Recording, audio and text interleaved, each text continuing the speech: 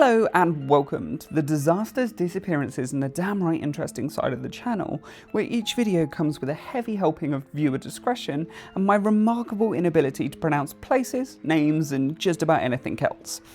Today we have something I find purely fascinating. It's an ancient machine that shouldn't exist. It's one such object in history that doesn't just make you curious, they make you somewhat uncomfortable. Not in a haunted, paranormal, if I have this in my house I'll have an unwanted guest kind of way, but in a much stranger way. The way where they feel so far out of place, like they don't belong in their time, like history itself had a slip up and put something in the wrong place. It's not magic, and it's not aliens, just a hard, grinding reminder that human beings have been capable of far more than we've ever given them credit for. And for nearly 2,000 years, one of the most important mechanical inventions ever made was simply gone. Not destroyed in a war, not locked away in some random guy's basement, and not buried beneath a temple. It was sitting on the bottom of a seabed, slowly corroding away in darkness, wrapped in seaweed and far more mud than you would ever want on a prized collection. It was a ruined lump of bronze, waiting for the right people to stumble into the right place and find it. The story of how we found it begins, as many discoveries do, with a complete accident. In the spring of 1900, a group of sponge divers from the Greek Isles of Symi were sailing through the Aegean Sea. Sponge diving at the turn of the century wasn't a hobby. It was brutal. Men would drop beneath the surface in heavy suits with thick glass helmets, dragging air hoses behind them like lifelines.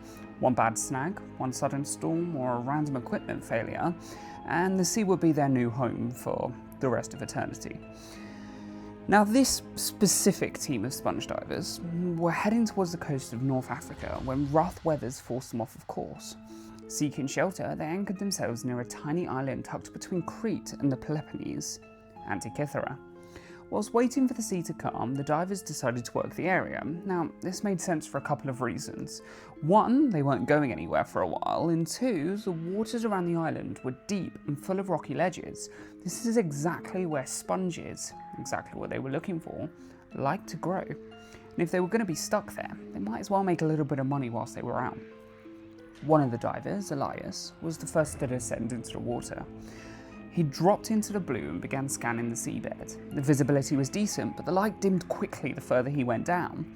The seafloor around Antikythera plunges hard, more like a cliff's edge than a steady descent like you would expect. And as Elias went deeper, the pressure started to wrap around him like a fist. Around about 45 meters down, he saw something that made him freeze.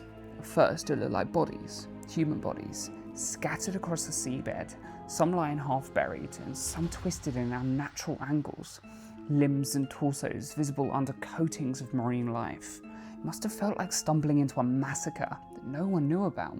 He panicked, signalled immediately to be pulled up, and when he reached the surface he was shaken. He told the crew he'd found a wreck, but not a normal wreck, it was a graveyard with bodies everywhere. The captain didn't believe him for a few reasons. Divers told stories like this all the time, and the deep plays tricks on the mind. A mixture between nitrogen narcosis, low visibilities, and shadow stretching means you really don't know what you've seen whilst you're down there.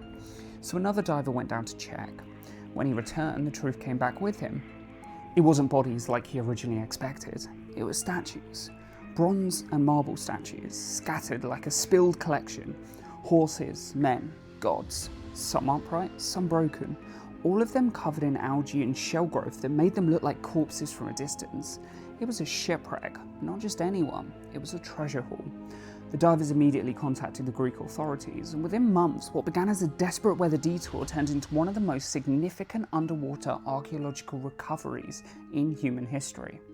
Greek officials organised a salvage operation. The sponge divers became a temporary excavation crew, hauling up artefacts from the deep. The work was slow and incredibly dangerous. Every dive risked decompression sickness, and the sea was incredibly unpredictable. The equipment was primitive, especially by modern standards, and this didn't make it any easier. Men got sick, at least one of them died, and others were left permanently disabled. But the wreck kept on giving. They recovered dozens of marble statues and bronze pieces, jewellery, glassware, coins, luxury goods of all sorts. It was the kind of cargo you'd expect from a ship sailing from the wealthy Greek world towards Rome, likely sometime in the late 1st century BC.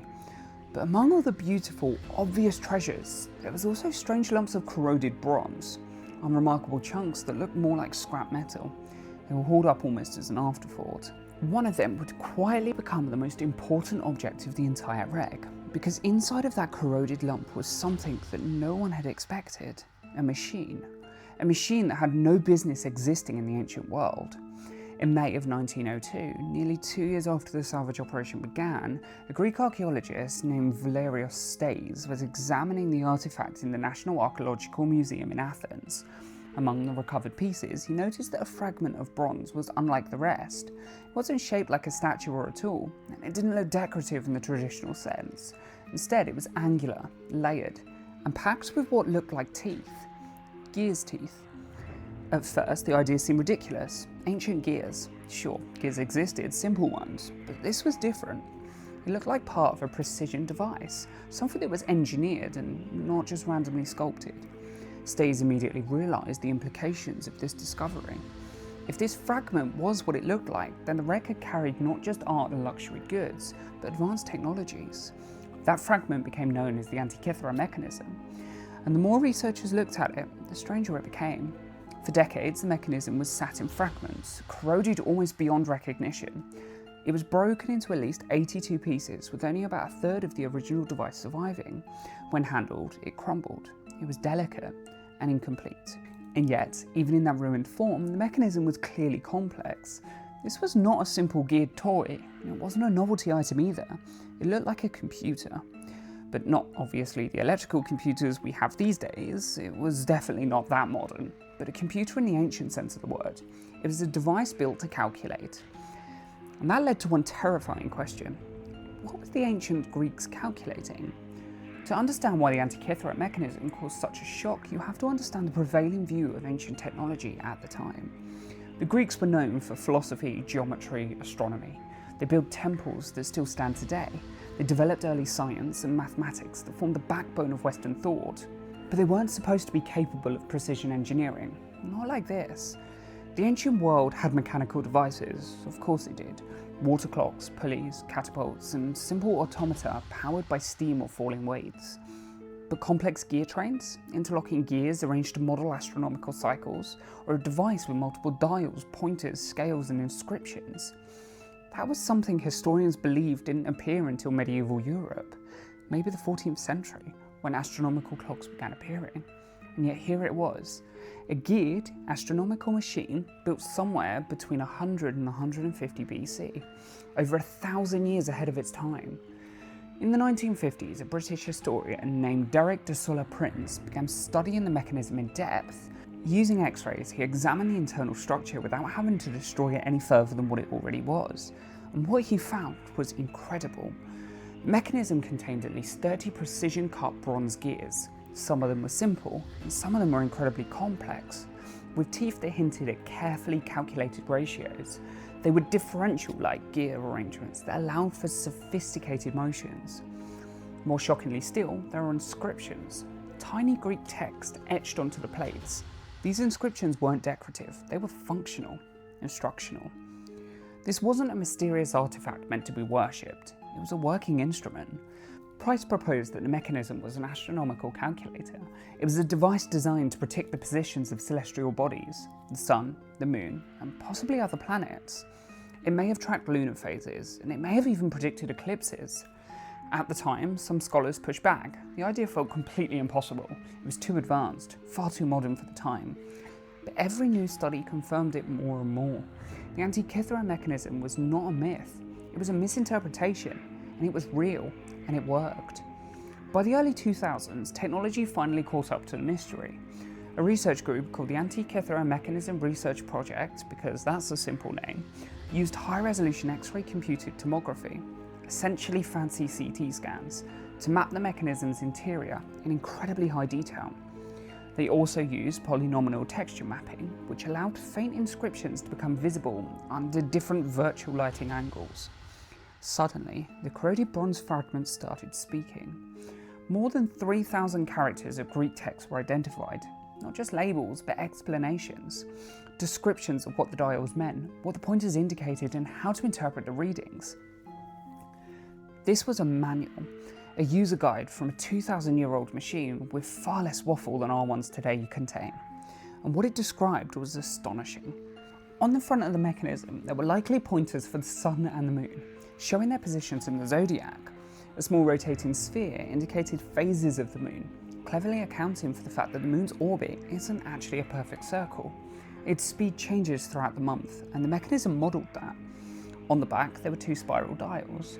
The upper back dial tracked the Metonic cycle, a 19-year period after which the lunar months line up with the solar year. This cycle was crucial for calendars because months are based on the moon, but the years are based on the sun, and the Metonic cycle helps keep those two in sync. The lower back dial tracked the Saros cycle, a roughly 18-year period used to predict eclipses. And after one Saros cycle, the sun, earth, and moon return to similar geometric alignments, meaning that eclipses repeat in patterns. The mechanism didn't just tell you that an eclipse would happen, it could indicate the type, timing, and even the characteristics of that eclipse. In other words, the machine could predict the future, literally. Not in a mystical way, but in a scientific way. The kind of way that makes you realise that ancient people weren't stumbling in the dark. They were observing, recording, and calculating everything. Someone built a handheld cosmos. And as if that wasn't enough, some reconstructions suggest that the mechanism may have also tracked the cycles of the athletic games, including the Olympics. One dial appeared to reference the Pan-Hellenic Games, implying that this device had a practical social function too. It could tell you when major festivals would occur. So what exactly was it?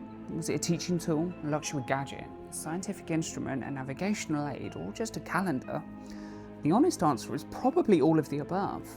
The Antikythera mechanism was designed for someone elite, someone wealthy enough to commission something impossibly complex, yet educated enough to understand exactly what it did. It also likely wasn't unique, and that might be the most unsettling part. If one such mechanism existed, then there may have been others like it, lost in shipwrecks, melted down, stolen, destroyed, or just rotted away by time itself.